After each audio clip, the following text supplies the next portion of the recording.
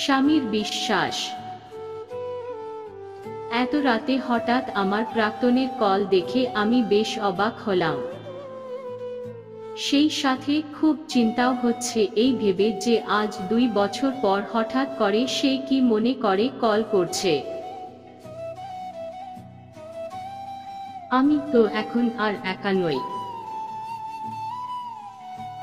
আমার শ্বশুর বাড়ি আছে, স্বামী আছে, সংসার আছে। মনে মনে ভীষণ ভয় হচ্ছে আমার। না জানি জীবনে আবার কি নতুন ঝড় আসতে চলেছে। কলটা রিসিভ করব কি করব না ভাবতে ভাবতে হঠাৎ আমার কাঁধে কারুর হাতের স্পর্শ পেয়ে চমকে উঠলাম। ভয় ভয় পিছন ফিরে তাকাতেই দেখি আমার স্বামী ঋদ্ধি দাঁড়িয়ে রয়েছে। আমি খুব ভয় পেয়ে গেলাম ওকে দেখে। বুঝতে পারছি না যে ও যদি এই ব্যাপারটা জানতে পারে তাহলে ঠিক কিভাবে নেবে। ঠিক তখনই ফোনটা আবারও হুংকার শব্দে বেজে উঠল। কি ব্যাপার, কখন থেকে তোমার ফোনটা বেজেই চলেছে? কে ফোন করেছে আর ফোনটা ধরছো নাই বা কেন? ঋদ্ধি হঠাৎ জিজ্ঞেস করল। ওর প্রশ্ন শুনে আমি এদিকে ঘামছি বুকের মধ্যে, যেন হৃদযন্ত্রটিও কাঁপতে শুরু করে দিয়েছে। ঋদ্ধি আবারও জিজ্ঞেস করল, কি ব্যাপার, কি হয়েছে তোমার? কিছু কথা বলছো না যে? আমি কাঁপা কাঁপা কণ্ঠে বলে উঠলাম, সাগর বারবার কল করছে। ও কেন ফোন করছে সেটা আমার জানা নেই, আর আমি ওর সাথে কোনো রকম যোগাযোগ রাখিনি, আর কোনোদিন রাখতেও চাই না। ফোনটা রিসিভ করে দেখো সাগর কি বলতে চাই। কথা শেষ করে বারান্দায় এসো, আমি ওখানে আছি বলেই ঋদ্ধি চলে গেল। ফোনটা রিসিভ করে হ্যালো বলতেই ওপাশ থেকে সাগরের গলা শুনতে পেলাম। হৃদয়ের গভীরে নিশাচরগুলি হু হু করে ডেকে উঠল। আমার গোটা শরীর জুড়ে এক কষ্টের শিহরণ বয়ে গেল। কত পুরনো স্মৃতিরা আজ জীবন্ত হতে শুরু করেছে, থেকে থেকেই চোখের সামনে ভেসে উঠতে শুরু করেছে তারা। সেই পরিচিত কণ্ঠস্বর যা শোনার জন্য আমার হৃদয় সর্বক্ষণ সময় ব্যাকুল হয়ে থাকত, অথচ আজ সেই কণ্ঠস্বর কত অপরিচিত লাগছে। আমি যেন এক ঘোরের মধ্যে হারিয়ে গেলাম। হঠাৎ সাগরের কথাই আমার ঘোর ভাঙল। ওপাশ থেকে ভেসে এলো সেই পরিচিত সাগরের কণ্ঠস্বর। তৃষা, আমার কথা শুনতে পাচ্ছ? নিজের মনের সমস্ত আবেগ, দুঃখ, কষ্ট, বেদনা চেপে রেখে বললাম, হ্যাঁ শুনতে পাচ্ছি, বলো। আজ হঠাৎ এত বছর পর ফোন করলে কি মনে করে? সাগর বলল, আমাকে তুমি ক্ষমা করে দিও তৃষা। আমি তোমার সাথে অনেক অন্যায় করেছি, তাই ভগবান আমায় শাস্তি দিচ্ছেন। তোমার সাথে করা অন্যায়ের শাস্তি পাচ্ছে আমি বলেই হাউ হাউ করে চিৎকার করে কেঁদে ফেলল সাগর। অনেকবার সাগরকে জিজ্ঞাসা করলাম কি হয়েছে, কিন্তু না, সে কোনো কথা বলার মুহূর্তেই নেই, খালি অনবরত কেঁদেই চলেছে। এমন করে কোনো পুরুষ মানুষ যে কাঁদতে পারে সেটা আমার আগে কোনোদিন জানা ছিল না। অনেকক্ষণ পর সাগর নিজেকে সামলে নিয়ে বলতে লাগলো, তৃষা, আমি তোমাকে ছেড়ে গিয়ে প্রিয়াকে বিয়ে করেছিলাম। আজ প্রিয়া আমাকে ছেড়ে আমার বেস্ট ফ্রেন্ড তন্ময়ের সাথে পালিয়ে গেছে। যাওয়ার সময় আমার টাকা পয়সা, প্রিয়ার গয়না গাটি সমস্ত কিছু নিয়ে চলে গেছে। প্রিয়া আমাকে একদম নিঃস্ব করে চলে গিয়েছে, আমাকে একদম শেষ করে দিয়েছে প্রিয়া। বলতে বলতে আবারও হাউ হাউ করে কেঁদে উঠল সাগর। আমার চোখ বেয়ে গাল হয়ে অজস্র অশ্রুধারা গড়িয়ে পড়ছে। এই অশ্রু ভীষণ যন্ত্রণার অশ্রু। আজ সাগরের জন্য খুব মায়া হচ্ছে আমার। ওকে ভালোবাসতাম বলে মায়া হচ্ছে না, কেবলমাত্র ওর কষ্টটা অনুভব করতে পারছি বলে মায়া হচ্ছে। এই রকম কষ্ট আমিও তো একদিন ভোগ করেছিলাম। আজ সাগর ফোন করে ক্ষমা চাইতে পারছে, অথচ আমি সেদিন জিজ্ঞেসটা পর্যন্ত করতে পারিনি যে আমার দোষটা কোথায়, কেন আমার সাথে এরকম করলে। আজ সাগর ওর কষ্টের কথাগুলো আমাকে বলতে পারছে, কিন্তু আমার কথাগুলো শোনার জন্য কেউ ছিল না সেদিন। নীরবে নিজের সমস্ত কষ্ট সহ্য করেছিলাম সেদিন। সাগর আজ আমার কাছে কাঁদতে পারছে, কিন্তু সেদিন আমি পারিনি আমার কান্নাগুলো কাউকে দেখাতে।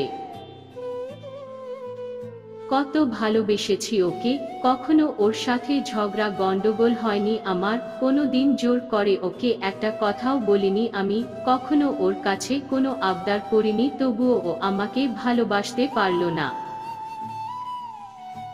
5 বছরের সম্পর্কে কোনো দিন বিচ্ছেদ হয়নি আমাদের, অথচ একদিন হুট করেই ও বিয়ে করে নিল ওর বেস্ট ফ্রেন্ড প্রিয়াকে।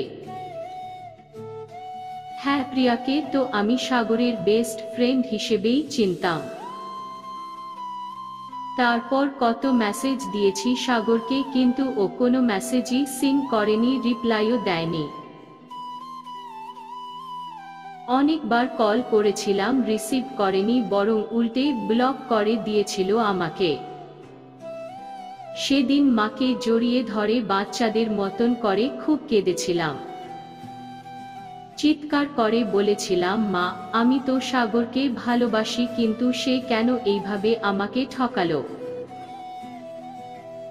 আমি তো ওর কোনো ক্ষতি করিনি মা, তবুও কেন ও আমার সাথে এই রকম করলো।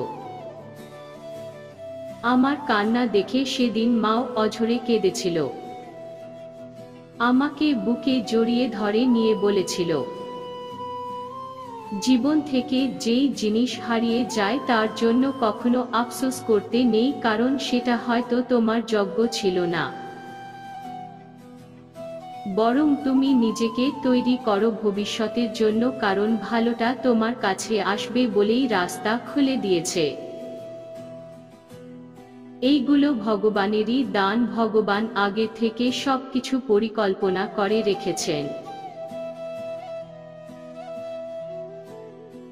সাগর বিয়ে করার 1 বছর পর কোনো এক মাধ্যমে জানতে পেরেছিলাম যে আমার সাথে সম্পর্কে থাকা অবস্থায় সাগর প্রিয়ার সাথেও সম্পর্কে জড়িয়ে পড়েছিল। সেদিন মনে হচ্ছিল এই পৃথিবীতে হয়তো সত্যিকারের ভালোবাসার কোনো দাম নেই। যে যত স্বার্থপর হতে পারবে সে তত বেশি ভালো থাকতে পারবে। নিজেকে সামলে নেওয়ার জন্য মা আমাকে যথেষ্ট সাহায্য করেছিলেন। নিজেকে সবসময় ব্যস্ত রাখার চেষ্টা করতাম। খুব কষ্ট হতো, তাও চেষ্টা করে যেতাম। ছোটবেলা থেকেই আমি নাচতে ভালোবাসতাম, তাই একটা বাচ্চাদের স্কুলে নাচের টিচার হিসেবে জয়েন করলাম। স্কুলের বাচ্চা এইসব নিয়ে সময়টা ভালোই কেটে যেত আমার। আমার স্কুলেই ঋদ্ধির দাদার ছেলে পড়তো, আর তাকে স্কুল থেকে নিয়ে যেতেন ঋদ্ধির মা, অর্থাৎ আমার শাশুড়ি মা। উনি আমাকে স্কুলে দেখেই পছন্দ করেছিলেন ঋদ্ধির জন্য।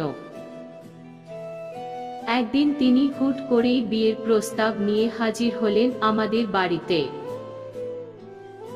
ওনার মুখ থেকে ওনার ছেলের ব্যাপারে সমস্ত কিছু শুনে মাও রাজি হয়ে গেল। তারপর একদিন ধুমধাম করে আমাদের বিয়েটাও হয়ে গেল। ঋদ্ধি খুব ভালো ছেলে, খুব খেয়াল রাখে আমার। ওর দিকে তাকালেই আমার সমস্ত দুঃখ কষ্ট যন্ত্রণা সব কিছু ভুলে যায় মুহূর্তের মধ্যে। সাগরের কথা বলেছিলাম ওর কাছে, কিন্তু ও সেই সব কথা নিয়ে কোনোদিন মাথায় ঘামায়নি। সাগর এখনো কাঁদছে। আমি কি বলবো বা আমার ঠিক কি বলা উচিত আমি কিছুই বুঝতে পারছি না। তাই সাগরকে ভালো থেকো বলেই ফোনটা কেটে দিলাম। ঋদ্ধি এখনো বারান্দায় দাঁড়িয়ে আছে একা একা। আমি ওর পাশাপাশি গিয়ে দাঁড়াতেই ও এক হাত দিয়ে জড়িয়ে ধরল আমায়। আমি কিছু বলতে যাব ঠিক তখনই ও আমাকে থামিয়ে দিয়ে বলল, আমি তোমার অতীত নিয়ে কিছু জানতে চাই না। তুমি আমার বর্তমান, তুমি আমার ভবিষ্যৎ, আর আমি কেবল এটা নিয়েই শুধু ভাবতে চাই। আমি তো তোমাকে সব কিছু জেনে শুনেই বিয়ে করেছি তৃষা, তবে তোমার এত ভয় কিসের?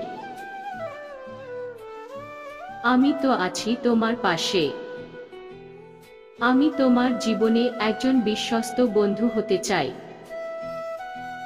স্বামী তো সকলেই হতে পারে, তবে বিশ্বস্ত বন্ধু কয়জনই বা হতে পারে? আমি তোমার খুব ভরসার একটা কাঁধ হতে চাই, যে কাঁধে মাথা রেখে তুমি তোমার সকল দুঃখ কষ্টের কথা ভুলে যেতে পারবে। নিশ্চিন্তে কাটিয়ে দেবে তোমার জীবনের বাকিটা পথ। তৃষার চোখ জোড়া আবারও ছল ছল করে উঠল। চোখের পাতা ঝাপটাতেই অশ্রুধারা তরতর করে নিচে গড়িয়ে নামতে লাগলো, কিন্তু তৃষা আজ তার চোখের জলকে থামতে দিল না। কারণ আজ তার সুখের দিন। চোখ বেয়ে গড়িয়ে পড়া এই জল তার পরম আনন্দের জল। সমাপ্ত।